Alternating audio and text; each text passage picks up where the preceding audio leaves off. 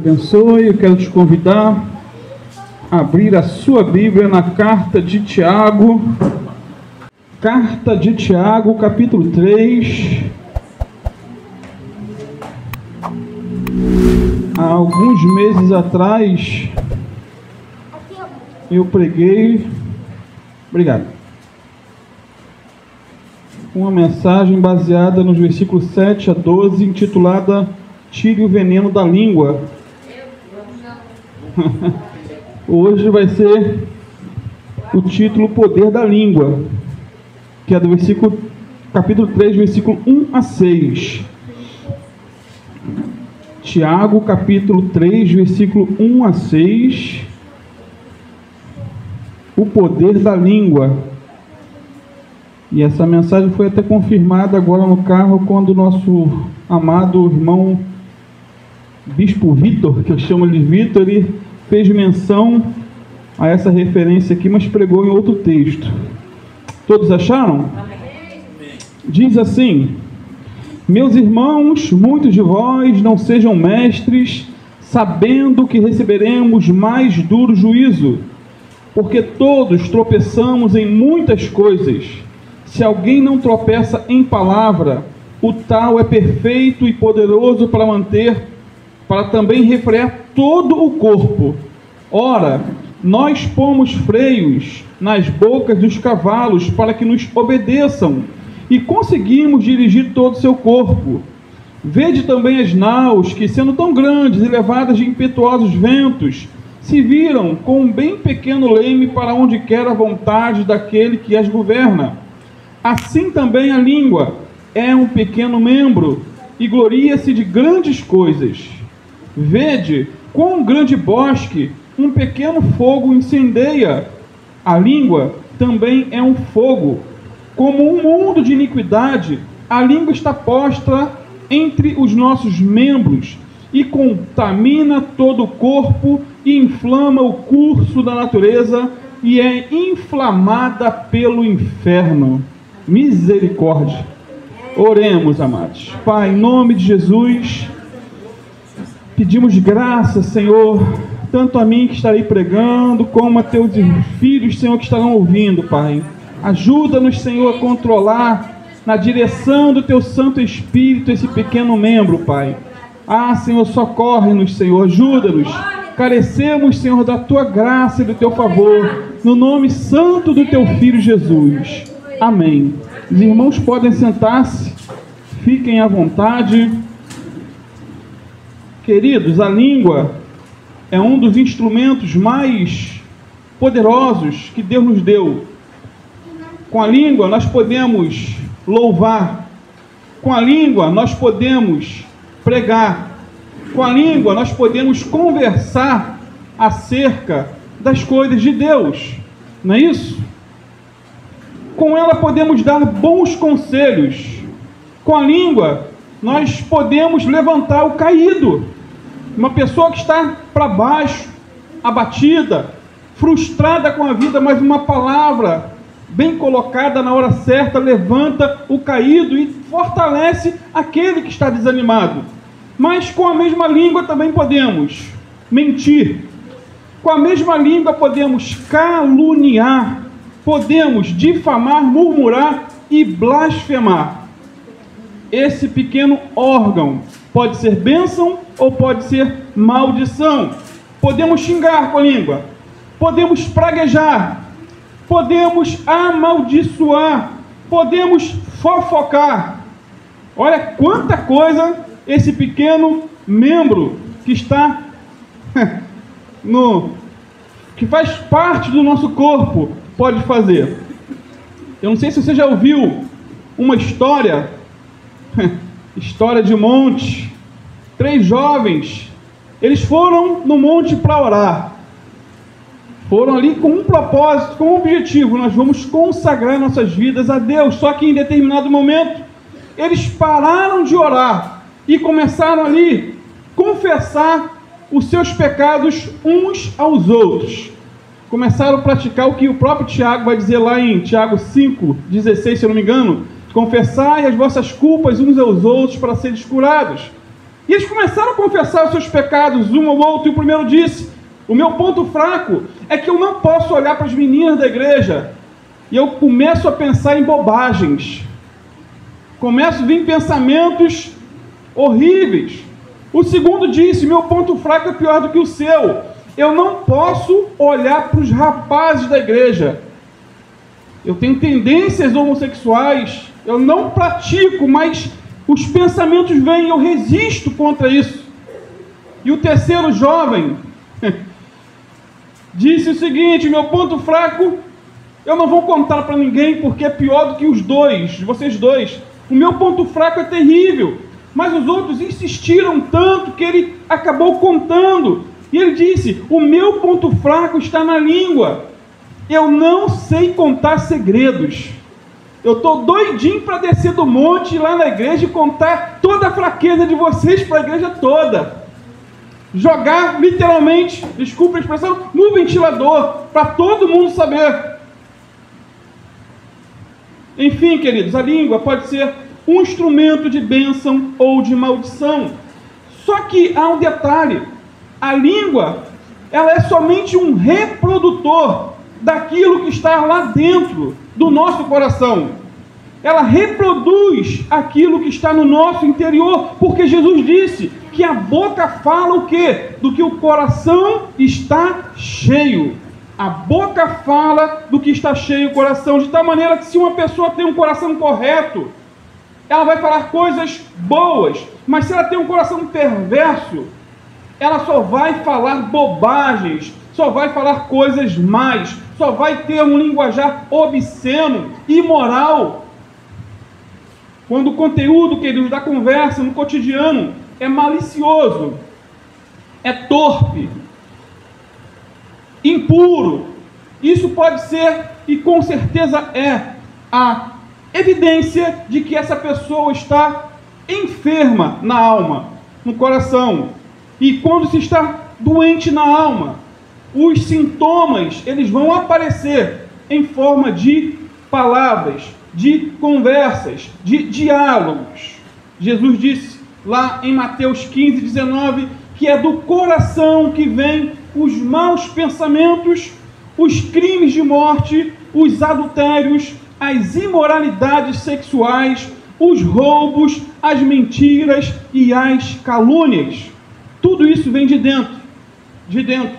Então, queridos, de maneira bem didática, Tiago vai usar aqui no texto que acabamos de ler, 4 figuras, e vai aplicar cada uma dessas figuras em relação à língua e uma aplicação bem prática para as nossas vidas. E a primeira figura que Tiago vai usar aí é a do mestre. Olha no versículo 1, deixe sua Bíblia aberta.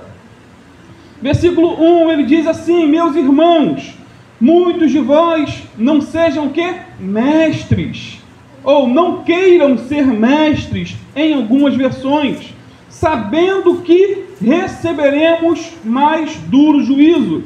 E ele está se colocando aqui na responsabilidade, ele bota e se inclui, receberemos, ou seja, ele é o mestre, ele está ensinando aqui também, e ele está falando da responsabilidade daquele que ensina. Então, quando falamos de mestres, com certeza vem à nossa mente, né, aquele professor que tem uma influência dentro de uma sala de aula. Ele é um mestre, ele é um professor. E Tiago diz: não queiram ser mestres. Queridos, para observar o detalhe, Tiago aqui, ele não está desestimulando aquele que deseja pregar ou ensinar a palavra de Deus. Tiago não está aqui jogando um balde de água fria sobre você, que talvez tenha o desejo de ensinar na escola dominical, pregar a palavra de Deus. Não é esse o objetivo dele. Ele está simplesmente alertando aqui sobre o perigo que rodeia aquele que ensina e prega a palavra de Deus. O mestre é todo aquele que exerce influência com a língua, não é? O seu instrumento é a língua. O instrumento do mestre é a fala, queridos. E o seu agente é a língua. O discipulador é um mestre. O professor da escola dominical é um mestre. O pastor que prega e ensina, ele também é um mestre. E Tiago está aqui nos dando o quê? Um alerta. ser mestre é algo perigoso. Bia, tem como diminuir um pouquinho o ventilador? Tá forte, tá?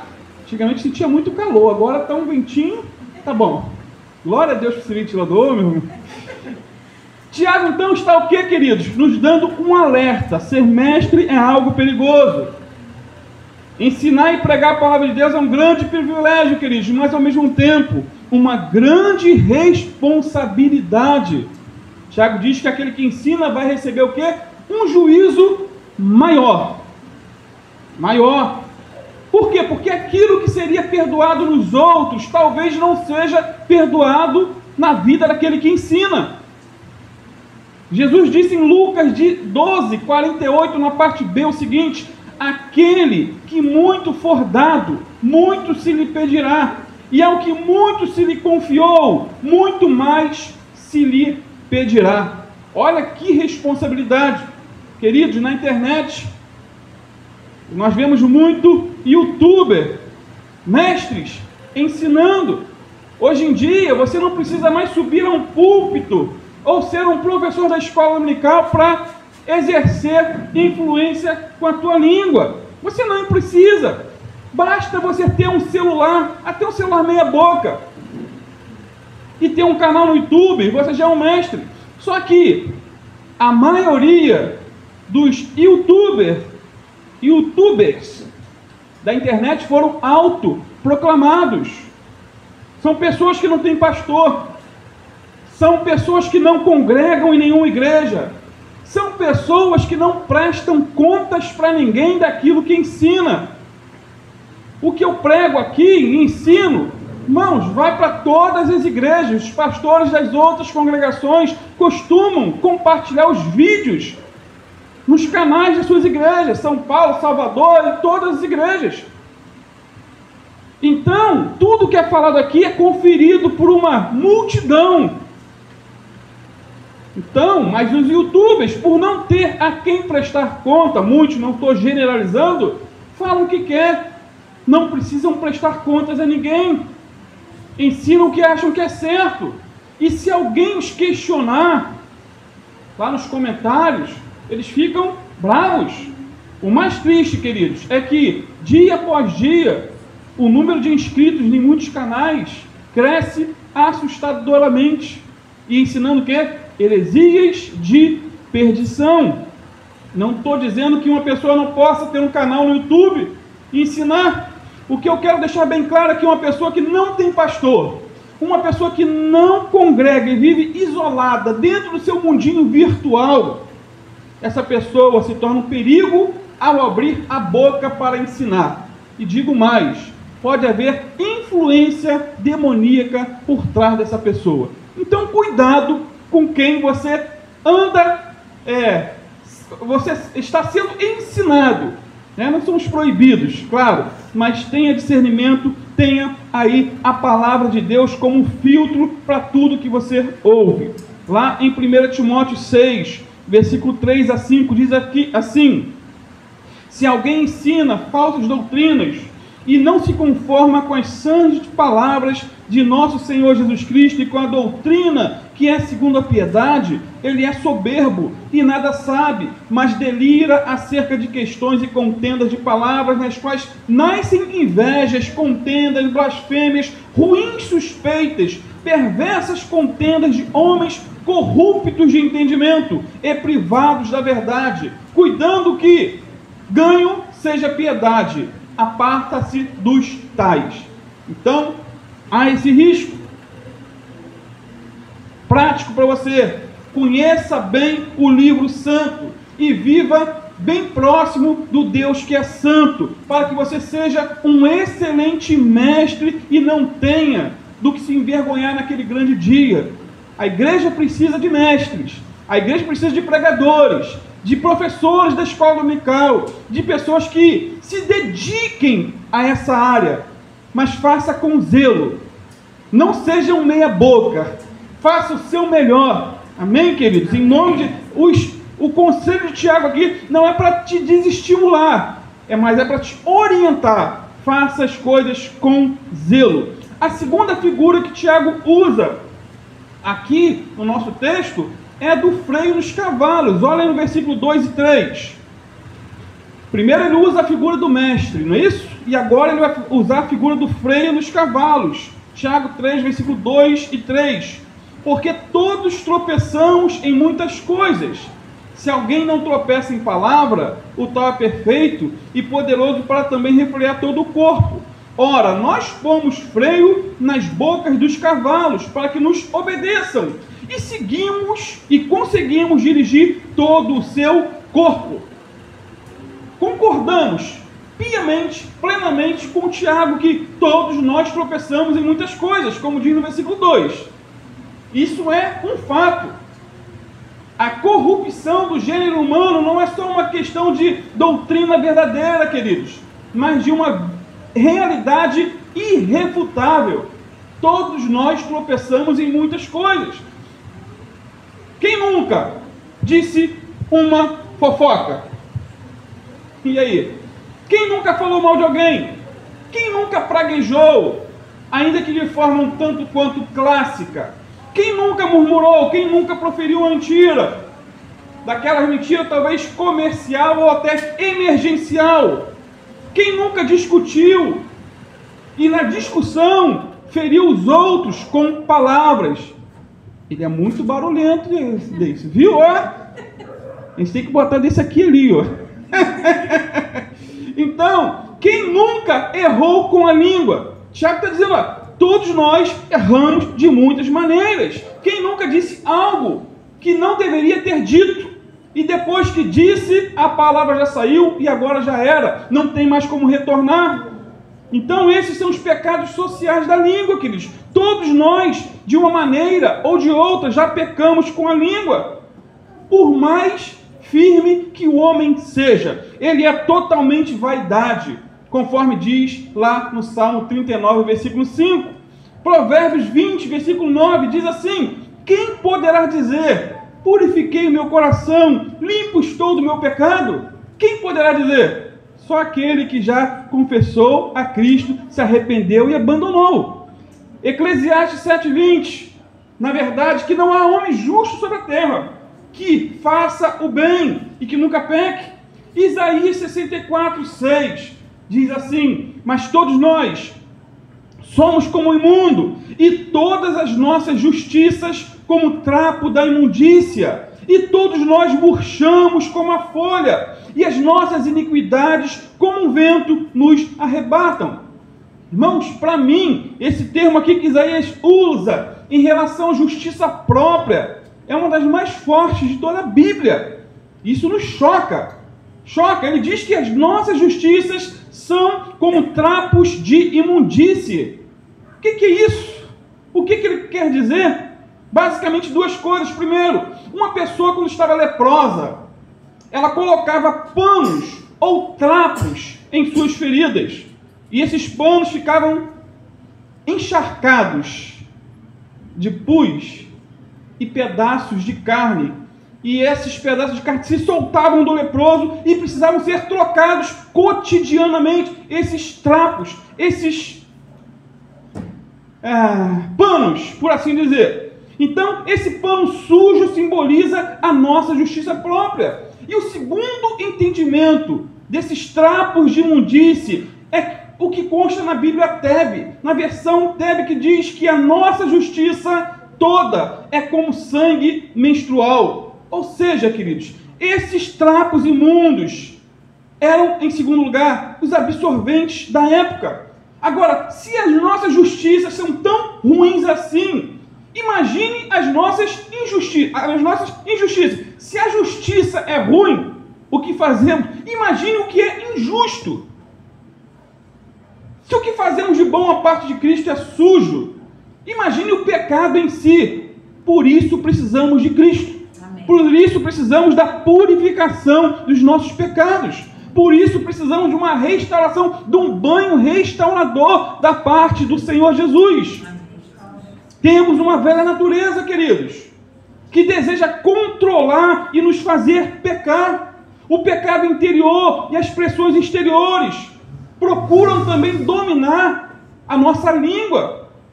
Então, se por um lado todos nós tropeçamos em muitas coisas, Por outro lado, aquele que não tropeça em palavra, diz Tiago, ele é perfeito e poderoso para também refrear todo o seu corpo.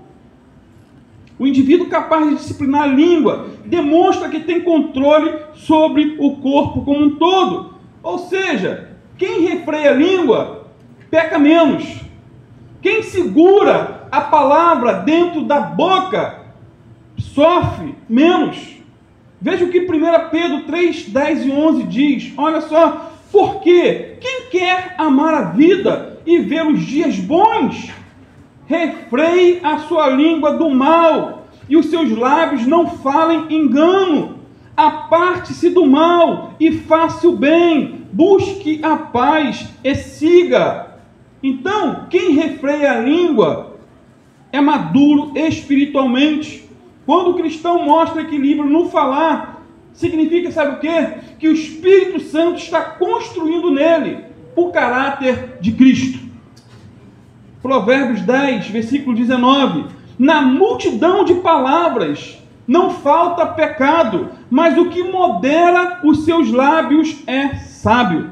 Multidão de palavras, não falta pecado. Você vai errar muito, mas aquele que modera os seus lábios é sábio.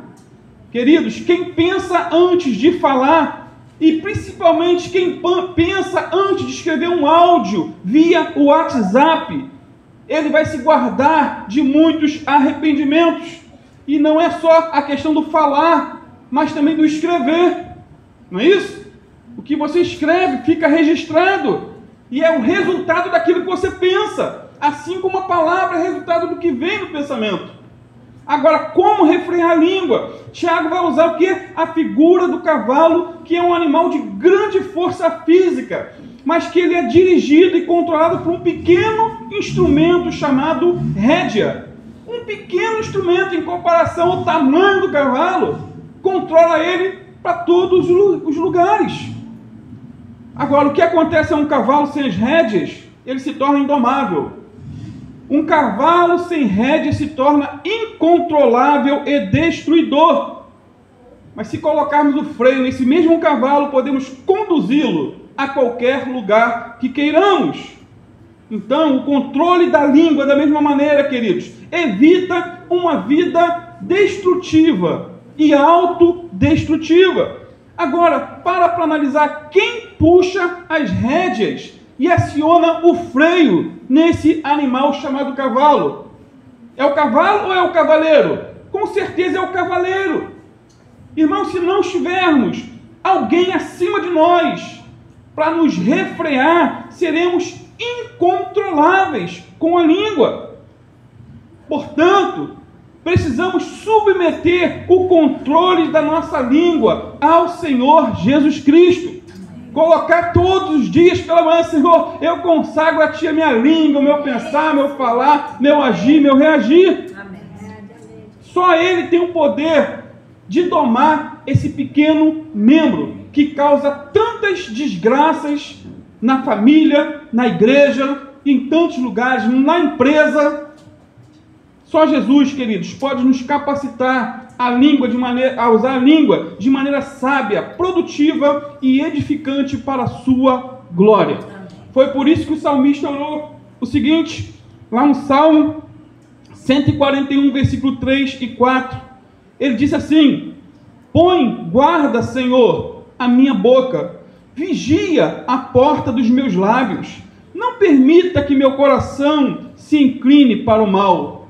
Queridos, Davi sabia que sozinho não conseguiria domar esse pequeno membro chamado língua. Ele sabia que as palavras eram resultado daquilo que vinha no seu coração. Por isso ele disse: não permitas que meu coração se incline para o mal. Porque se o coração dele se inclinasse para o mal, o resultado seriam palavras malignas, malditas, palavras de morte, de destruição.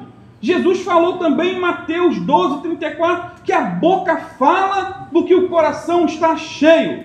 Então, quando Jesus Cristo é Senhor do coração, também é Senhor dos lábios. Quando Jesus Cristo é Senhor do coração, Ele vai ser Senhor dos lábios e vai nos ajudar a controlar esse pequeno membro para a glória dEle.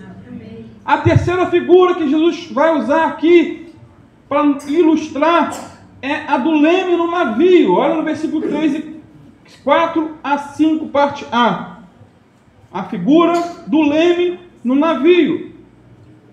Vede também as naus, ou os grandes navios, que sendo tão grandes e levados de impetuosos ventos, se viram com um bem pequeno leme, para onde quer a vontade daquele que as governa. Assim também a língua é um pequeno membro e gloria-se de grandes coisas. Amados, um transatlântico é dirigido de um lado para o outro pelo timoneiro, por meio de um pequeno leme que é acionado ao timão. O timoneiro é o piloto do navio. O timão é como se fosse um volante do nosso carro, e ele é acoplado ao leme, que fica na parte inferior da frente do navio. Ou seja, esse leme é um pequeno instrumento que controla todo o navio. É um dispositivo instalado em embarcações e em aeronaves para controlar a direção. E Tiago vai fazer aqui a aplicação, dizendo que a língua também é um pequeno membro e gloria-se de grandes coisas. Queridos, a língua em relação ao corpo humano é como um leme, em relação ao navio é pequeno. É como a rédea em comparação ao cavalo, é um pequeno membro. Agora imagine o que seria do navio sem o leme. Imagine o leme quebrando-se em alto mar. Se isso acontecesse, colocaria em risco a vida dos tripulantes, dos passageiros e de toda a carga daquele navio. Sem leme, o navio seria um instrumento de morte, se arrebentaria nos rochedos e tudo ficaria perdido. E o que Tiago está dizendo aqui é que se nós não controlarmos a nossa língua, seremos como um navio desgovernado, com grandes prejuízos para muitos. Se não consagrarmos os nossos lábios ao Espírito Santo, que é o timoneiro da nossa embarcação, nós vamos nos destruir e destruir outras pessoas ao nosso redor. E o resultado final será desgraça completa. O único, grave isso, o único que pode transformar este pequeno membro, a nossa língua, em um instrumento a serviço do reino e para a glória de Deus, é o Espírito Santo. Posso estar enganado, queridos, mas tenho para mim que o dom de línguas espirituais nos foi dado justamente para controlar a nossa língua carnal. Jesus disse que em meu nome falarão novas línguas. Lá em Atos 2, todos foram cheios do Espírito Santo e passaram a falar em outras línguas, conforme o Espírito Santo concedia que falassem. A quarta figura que Tiago vai usar como ilustração para a língua é o fogo nas florestas. Olha aí no capítulo 3, versículo 5, parte B, e no versículo 6. Ele diz assim: vede quão grande bosque um pequeno fogo incendeia. A língua também é um fogo. Como o mundo de iniquidade, a língua está posta entre os nossos membros e contamina todo o corpo, e inflama o curso da natureza e é inflamada pelo inferno. Misericórdia. Queridos, assim como o freio do cavalo e o leme do navio, a língua, como eu já disse, é um pequeno órgão em comparação ao corpo humano. No entanto, diz Tiago que ela é capaz de fazer coisas desproporcionais ao seu tamanho. Pequeno órgão, grandes coisas pode fazer. No dia 8 de outubro de 1871, às 8h30 da noite, durante uma campanha evangelística de D.L. Moody, lá em Chicago, aconteceu um terrível incêndio. Foi algo catastrófico para a época. Mais de 100 mil pessoas ficaram sem casas, 17.500 prédios foram destruídos e centenas de pessoas morreram. Aquele incêndio, queridos, destrutivo, ele começou bem pequeno, mas atingiu proporções gigantescas, enormes. assim também é a língua. Uma pequena palavra pode lançar uma pessoa no inferno ou no céu. Não é isso? Em 2018, a Califórnia enfrentou o maior incêndio da sua história. Olha os dados, cerca de 500 quilômetros quadrados foram devastados, 14 mil casas destruídas, 500 estabelecimentos comerciais viraram cinzas da noite para o dia, 85 mortes foram confirmadas, 249 pessoas desapareceram, ou seja, viraram cinzas, viraram pó, 4.250 edifícios foram destruídos. Ainda não se sabem as causas desse incêndio, mas é possível, queridos, que tenha começado com uma pequena bimba de cigarro, um pequeno foco. Então, os grandes incêndios começam pequenos e eles não surgem sozinhos. Às vezes, um palito de fósforo acendido de maneira criminosa põe fogo em toda uma floresta. E Tiago vai aplicar aqui o verso 6 de maneira pertinente em relação ao fogo nas florestas, fazendo 5 afirmações que revelam o poder destruidor da língua. Primeiro, Tiago diz que a língua é um fogo, no verso 6, parte A. Ele diz: a língua também é um fogo. Irmãos, assim como o fogo destrói tudo que encontra pela frente, a língua também tem esse poder de destruição. Após cometer suicídio, encontraram ao lado do corpo de um jovem adolescente uma carta pequena dizendo o seguinte: disseram, somente disseram, ou seja, alguém disse alguma coisa que levou essa vida ao suicídio. Provérbios 18, 21 diz que a morte e a vida estão no poder da língua, e aquele que a ama comerá do seu fruto. Queridos, uma mentira tem o poder de acabar com um casamento. Uma mentira tem o poder de acabar com uma igreja. Uma mentira tem o poder de acabar com uma alma, com uma vida. Jesus disse que o nosso sim deve ser sim e o nosso não deve ser não. E o que passa disso é de procedência o quê? Maligna. Uma mentira pode ser como um fogo destruidor e matar vidas. Em 19 de outubro de 1856, Charles Spurgeon se preparava para pregar no maior edifício de Londres, com capacidade para 7.000 pessoas, quando alguém no meio da multidão de 7.000 pessoas deu o brado: fogo, fogo, o prédio está pegando fogo. Diante disso houve muita correria e pânico, o que resultou em 7 pessoas mortas pisoteadas e 20 pessoas gravemente feridas. Spurgeon ficou em depressão por meses, só que era tudo mentira, não tinha fogo nenhum. Não tinha fogo nenhum. Era mentira. Provérbios 16, 27 diz: o homem ímpio cava o mal, e nos seus lábios há como que uma fogueira. Meu irmão, não tem uma fogueira no teu lábio para destruir ninguém, em nome de Jesus. Em nome de Jesus. Então, assim como o fogo cresce, espalha, fere, destrói, mata e provoca sofrimentos, assim também é o poder da língua. Meu amado, você é o Senhor da palavra não dita, mas a palavra dita é o seu Senhor. Você é Senhor da palavra não dita. Enquanto não diz, está dentro. Mas depois que ela sai, ela se torna o seu Senhor. Então, cuidado com o que você fala e com quem você fala. Cuidado, vigie, dobrado depois dessa palavra. Porque palavras inflamadas podem destruir um lar, uma classe de escola dominical. Palavras inflamadas pelo inferno pode destruir uma vida. Segundo, Tiago diz que a língua é como um mundo de iniquidades. Versículo 6, parte B. Um mundo de iniquidades. Queridos, as iniquidades que podem ser praticadas com a língua são inúmeras. Eu já citei e vou repetir. Como mentira, blasfêmia, fofoca, maledicência, calúnia, difamação, murmuração, crítica destrutiva, palavrões, heresias. Não é tanta coisa que você pode fazer com essa língua.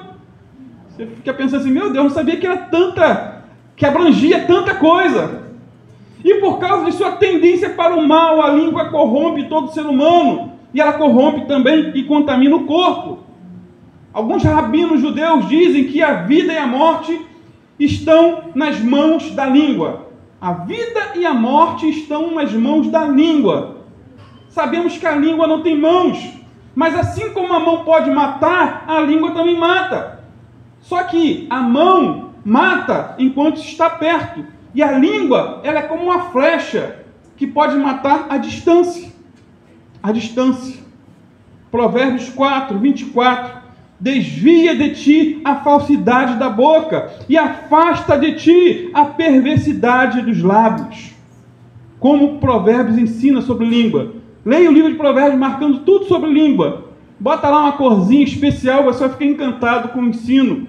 Terceiro, Tiago vai dizer também que a língua está posta entre os nossos membros e contamina todo o nosso corpo. Ou seja, queridos, Tiago está dizendo que a língua faz parte do corpo e tem funções importantíssimas. A língua não serve somente para o mal, ela tem funções fantásticas. Por exemplo, ela possui 17 músculos, que lhe permite realizar diversas funções, como mastigação, deglutição, a fala e o sentido do paladar. Você sabia que a língua nunca se cansa? E ela é a parte do corpo que sara com mais rapidez. Mede cerca de 10 centímetros de comprimento.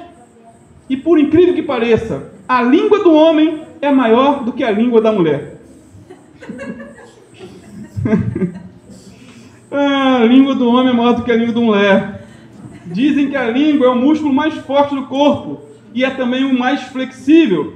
Então, queridos, apesar de tantas funções importantes, Tiago diz que ela é fogo, mundo de iniquidades e contamina todo o corpo. Provérbios 6, versículo 12 a 14, diz o seguinte: o homem mau, o homem no sentido genérico, homem, mulher, jovem, criança, o homem mau, o homem iníquo, tem a boca pervertida, acena com os olhos, fala com os pés e faz sinais com os dedos. Há no seu coração perversidade, todo o tempo maquina o mal e anda semeando contendas. Guarde esse versículo, queridos. Provérbios 6, 12 a 14. O homem iníquo. Não seja um homem iníquo, porque essa palavra homem iníquo nos faz lembrar do anticristo, o homem do pecado, o homem iníquo. Não queremos essa comparação em nome de Jesus. Quarto, e estou concluindo, Tiago diz também que a língua inflama o curso da natureza, no versículo 6, parte D.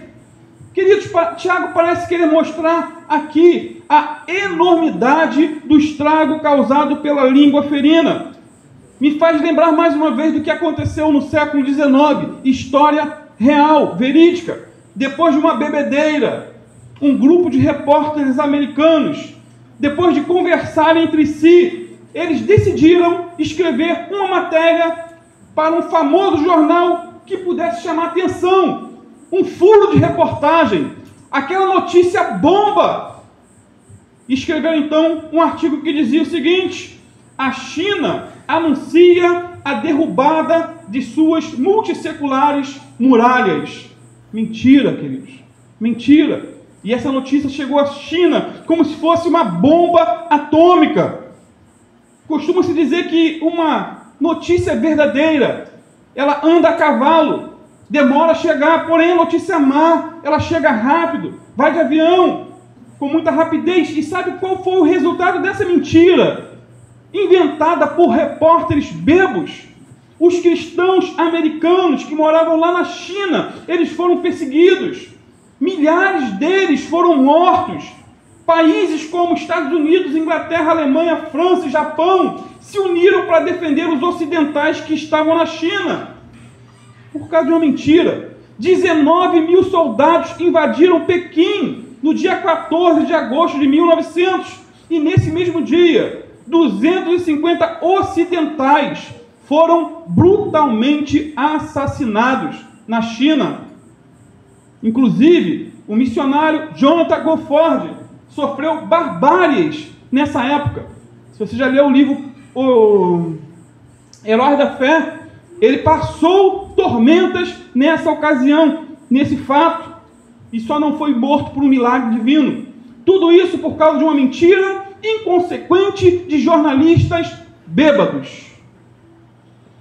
Foi por isso que Charles Spurgeon disse certa feita: não creia em metade do que você ouve.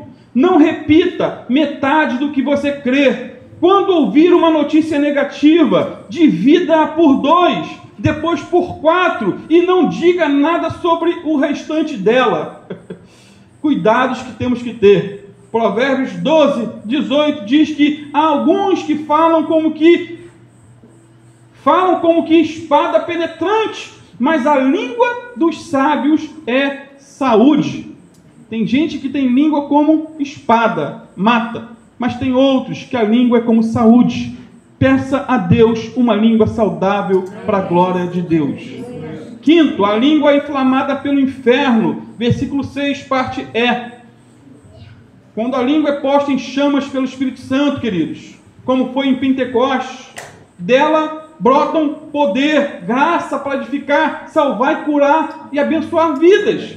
Uma língua inflamada pelo fogo do Espírito Santo traz avivamento, traz arrependimento e salvação, mas quando a língua ela é inflamada pelo fogo do inferno, destrói vidas, destrói nomes, destrói reputações, amizades, relações, famílias, casamentos, igrejas. Faz lembrar de Billy Graham. Irmãos, um homem do século 20 e 21 foi usado por Deus para levar a Cristo milhares e milhares de almas. Usou o pequeno membro para a glória de Deus. Já, se você vê a biografia de Hitler, ele usou a mesma língua e tinha um poder cativante. Ele era eloquente, mas conduziu milhares ao inferno pelo poder de persuasão da sua língua. Então, cuidado com o seu ponto fraco, principalmente se seu ponto fraco for a língua. E eu digo aqui que pecados da língua não é exclusividade de mulher, até porque, como já disse, a língua do homem é maior. E eu quero concluir com algumas perguntas pessoais. Que efeito as nossas palavras têm sobre aqueles que nos ouvem? Estamos falando a verdade em amor? Controlamos nossa ira e especialmente nossa língua? Provérbios 11, 9 diz que o hipócrita com a língua destrói o seu próximo, mas o justo se liberta pelo conhecimento. Davi, queridos, sabia que sozinho não podia refrear sua língua. Por isso, ele pedia a Deus para ajudá-lo. E ao orar com sinceridade, ele disse no Salmo 141, 3: põe guarda, Senhor, a minha boca, vigia a porta dos meus lábios. Certo comentarista diz que uma das primeiras coisas que acontece quando alguém está realmente cheio do Espírito Santo não é falar em línguas, mas sim aprender a usar a língua que já tem. Amém. Achei interessante. Repetindo. Uma das primeiras coisas que acontece quando alguém está realmente cheio do Espírito Santo não é falar em outras línguas, mas sim aprender a dominar a língua que já tem. Nós não somos contrários ao dom de falar em línguas, mas tem tanta gente que fala tantas línguas estranhas, mas a língua humana continua cheia de mentira, cheia de blasfêmia, cheia de murmuração e assim por diante. Que Deus nos guarde desse mal, que sejamos coerentes para a glória de Deus. Amém, queridos? Vamos ficar de pé. Guarde essa palavra no teu coração. Pratique, dependa de Deus para pecar menos. Peça a Ele: Senhor, põe um guarda em meus lábios. Quando você for tentada a reclamar do seu marido, ou se você, marido, for tentado a reclamar da tua esposa, enche a boca de água. Fique ali. Esse é o segredo de um pastor para uma irmã. Enche a boca de água, minha irmã. Você vai vencer essa tentação de ser cri-cri dentro do casamento. Isso serve para homens também. Pai, em nome de Jesus, Senhor, te louvamos por tanta instrução da tua palavra dada aqui.